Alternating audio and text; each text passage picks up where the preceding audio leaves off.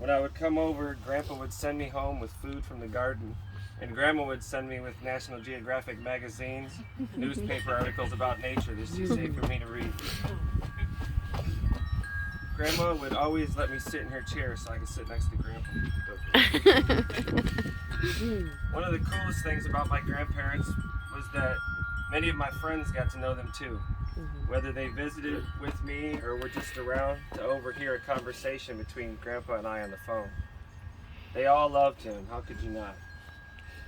I'll give a quick story. Back when I was working at Wiseco with a longtime friend, Chia, who Grandpa called Shiak, Chia called him Grandpa.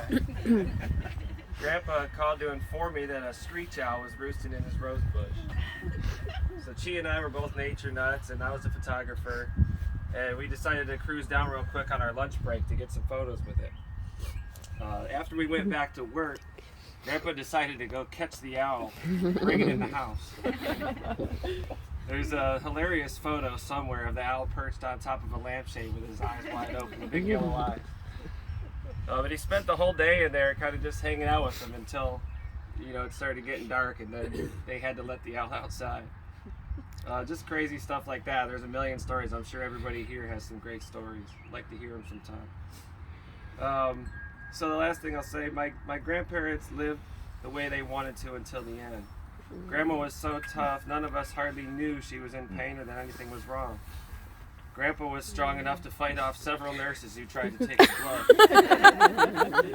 No one wanted to see them go, but it's something magical that they ended up in a beautiful room on our Great Lake together for their final days. A friend said it beautifully. Grandpa paved the way to heaven for Grandma, then came back and got her. Aww. They were together for 65 years. They passed just as the dogwoods and redbuds came into bloom. Even during their final moments, when they were both seemingly transcending this world, they knew how much we loved them, and we knew how much they loved us. I held my grandmother's hand and felt her gentle, sweet nature. I held my grandfather's hand, and I could feel his strength still.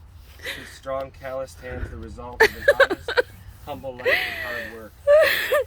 I will always look up to you, Grandpa. We miss you, and we love you. Okay. Thank you, Beautiful, Dougie.